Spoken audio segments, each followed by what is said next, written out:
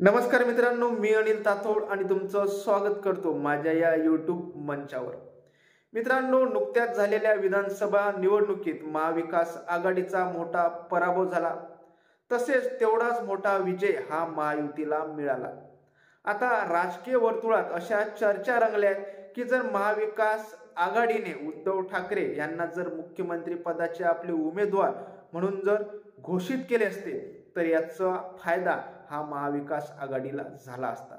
तसेच मित्रांनो, जे राष्ट्रवादी शरदचंद्र पवार गटाचे जे नेते आहेत जितेंद्र आव्हाड यांना जेव्हा पत्रकारांनी हा प्रश्न विचारला की उद्धव ठाकरे यांना जर महाविकास आघाडीने मुख्यमंत्री पदाचे उमेदवार केले असते तर याचा फायदा हा महाविकास आघाडीला झाला असता का, तेव्हा आव्हाडांनी पण सांगितलं की याचा फायदा हा महाविकास आघाडीला झाला असता। आता मित्रांनो, खरंच हा फायदा महाविकास आघाडीला झाला असता का, हेच जाणून घेण्याचा प्रयत्न आपण या व्हिडिओमधून हा करणार आहोत। त्यापूर्वी तुम्ही जर आज प्रथमच आपल्या यूट्यूब चॅनलवर आलेले असाल तर आपल्या चॅनलला नक्की सबस्क्राईब करा। व्हिडिओ आवडल्यास व्हिडिओला लाईक करा आणि शेअर करा।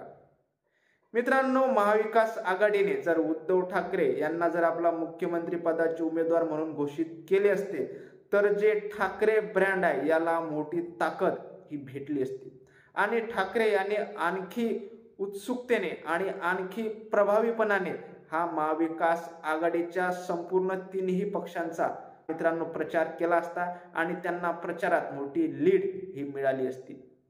ज्याप्रमाणे महाविकास आघाडीने या वेळेस आपला मुख्यमंत्री पदाचा उमेदवार हा दिला नव्हता, तसेच मित्रांनो महायुतीने पण आपला मुख्यमंत्री हा कोण होईल असे स्पष्ट संकेत हे कुणाच्याच नावावर दिले नव्हते।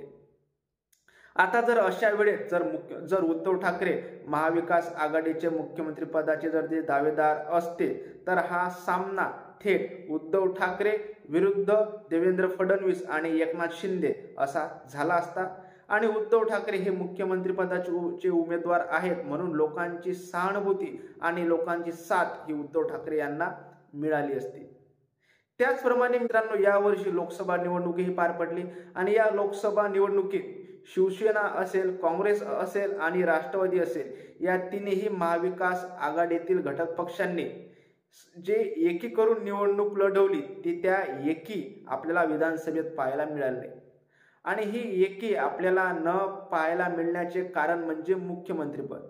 यावेळेस या तिन्ही पक्षांना असं वाटत होतं की आपल्या पक्षाच्या जागा ह्या इतर दोन पक्षांपेक्षा जास्त निवडून येतील आणि आपल्या पक्षाच्या जागा जर ह्या जास्त निवडून आल्या तर आपल्या पक्षाचाच मुख्यमंत्री होईल। म्हणून कुठेतरी फक्त आपल्या पक्षाच्या जागा वाढवण्यासाठी यांनी कुठेतरी आपल्याच पक्षातील मित्र पक्षांना डॅमेज करण्याचे काम या निवडणुकीत केले। याचा फटका हा महाविकास आघाडीला बसला। जर सुरुवातीलाच महाविकास आघाडीने उद्धव ठाकरे यांच्या नावावर जर शिक्कामोर्तब केला असता तर ही जी आंतरिक पक्षातली जी लढाई आहे, ही जी महाविकास आघाडीतील जी मित्रांनो ही अंदरची लढाई आहे ही आपल्याला झालेली दिसून आली नसती आणि याचा फायदा हा महाविकास आघाडीला झाला असता। त्याचप्रमाणे मित्रांनो, यावेळेस जे शिवसेनेचे जे कट्टर शिवसैनिक आहेत हे कुठेतरी उद्धव ठाकरे यांच्यापासून दुरावलेले आपल्याला पाहायला मिळाले। पण तेच काँग्रेस आणि राष्ट्रवादीने म्हणजेच महाविकास आघाडीने जर उद्धव ठाकरे यांना जर महाविकास आघाडीचे जर मुख्यमंत्री पदाचे उमेदवार म्हणून जाहीर केले असते तर हे दुरावलेले शिवसैनिक कुठेतरी पुन्हा उद्धव ठाकरे यांच्या जवळ आले असते आणि त्यांनी उद्धव ठाकरेंसोबतच काँग्रेस आणि राष्ट्रवादी या दोन्ही पक्षांना मोठ्या प्रमाणात मतदान हे केले असते आणि त्यामुळे महाविकास आघाडीतील सर्वच पक्षांना याचा मोठ्या प्रमाणात फायदा हा झाला असता। मित्रांनो, त्यामुळे आपल्याला एकंदरीत सांगता येते की जर उद्धव ठाकरे हे जर MVA चे मुख्यमंत्री पदाचे जर दावेदार असते किंवा ते त्यांना जर घोषित केलं असतं तर यांचा नक्कीच फायदा हा महाविकास आघाडीला झाला असता। मित्रांनो, जसा महाविकास आघाडीला उद्धव ठाकरे यांचा फायदा झाला असता तसंच कुठेतरी नुकसान हे काँग्रेस आणि राष्ट्रवादी या दोन पक्षांना झाले असते। तर ते कसे आपण आता ते पाहूया। मित्रांनो, शिवसेनेप्रमाणेच राष्ट्रवादी आणि काँग्रेस या दोन पक्षाची पण मुख्यमंत्री पदासाठी आपली आशा आकांक्षाही होती आणि त्यातील बरेच नेते हे मुख्यमंत्री पदासाठी उत्सुक होते.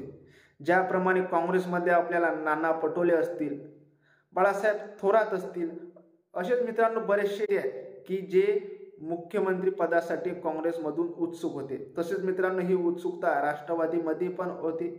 आणि अशा वेळेस जर महाविकास आघाडीने उद्धव ठाकरे यांचे नाव जर मुख्यमंत्री पदासाठी जाहीर केले असते तर या नेत्यांचा हिरमोड हा झाला असता आणि या नेत्यांनी ज्या सक्षमतेने काम करायला पाहिजे होते हे जर त्यांनी केले असते तर यांचा मोठा फटका हा महाविकास आघाडीला बसला असता. तर मित्रांनो याविषयी तुम्हाला काय वाटते?